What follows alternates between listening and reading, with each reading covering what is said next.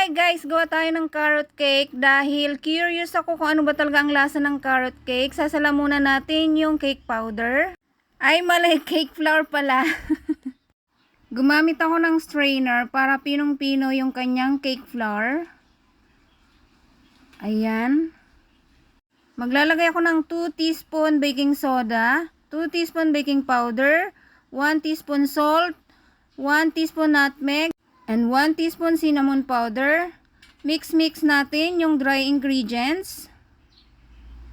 And then kapag okay na, separate muna natin siya.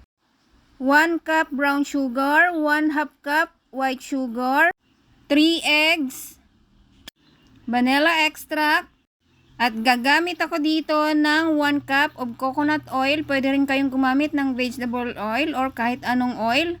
And then mix lang natin yung liquid ingredients. And then combine na natin siya. Matagal ko na talaga itong gustong i-bake. Ngayon ko lang naisipan at ngayon lang ako nagkaroon ng time.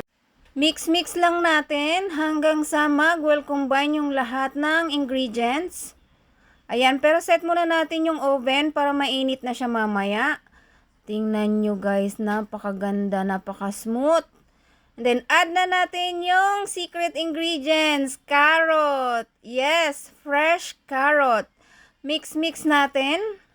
So napaka-healthy ng ating cake ngayon. Huwag na natin masyadong haluin, baka madurog na yung mga carrot.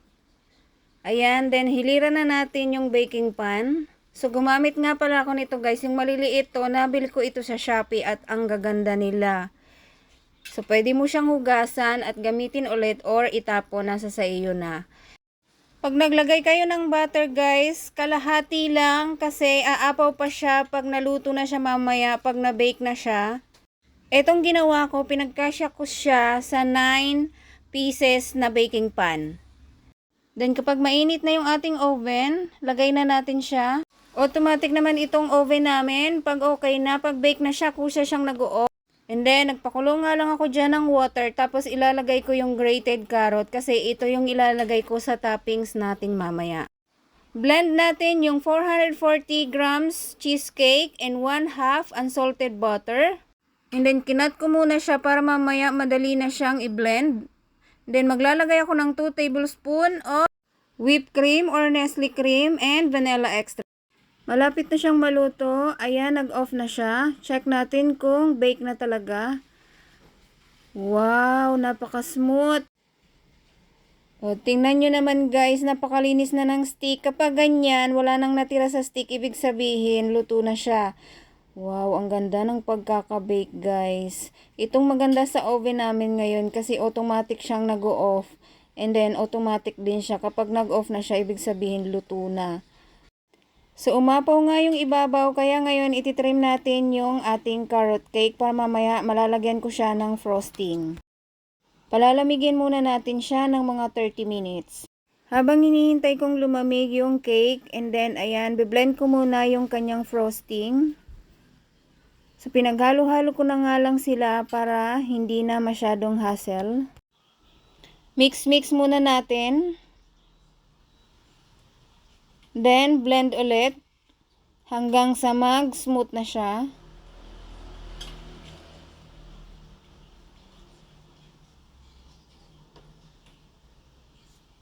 Ayan, okay na. Separate muna natin siya. Dahil sumobra yung aking ginawang butter, kaya umapaw siya. So, kailangan hindi siya apaw kasi lalagyan ko siya ng toasting.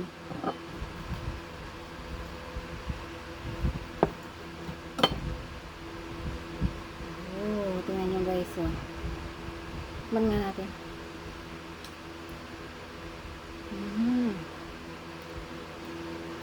Grabe, ang sarap.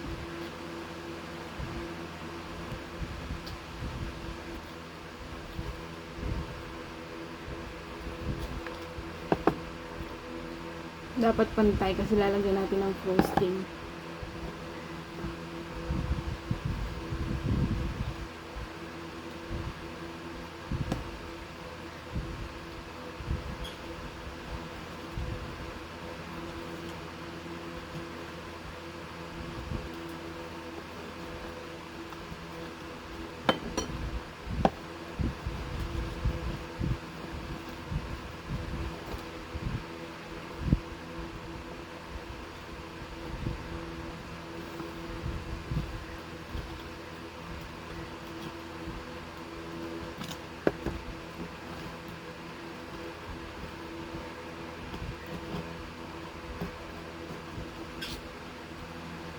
Papakain ko to kay Sebastian. Tadan! Pantay na siya.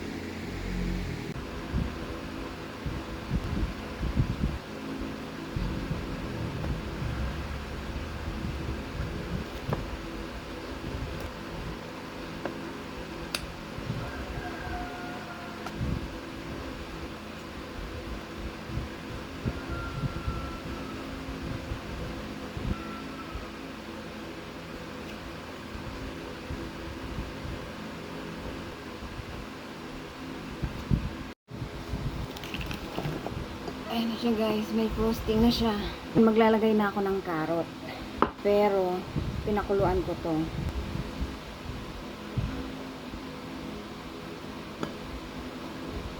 So ngayon, lalagay muna natin siya sa freezer.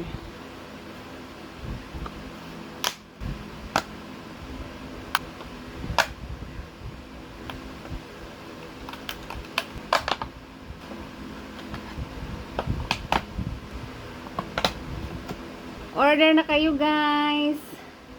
Ready for delivery. Carrot cake. Joke lang, lalagay na natin sa ref.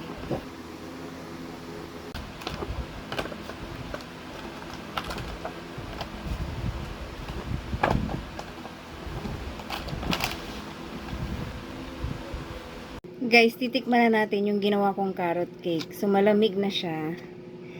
Tikman natin.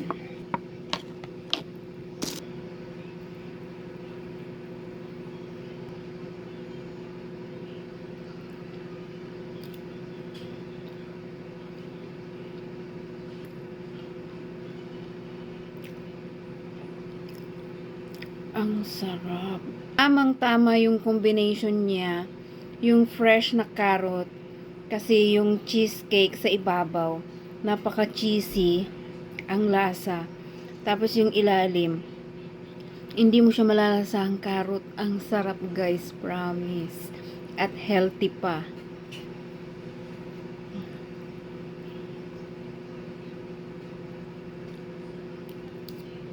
Mm.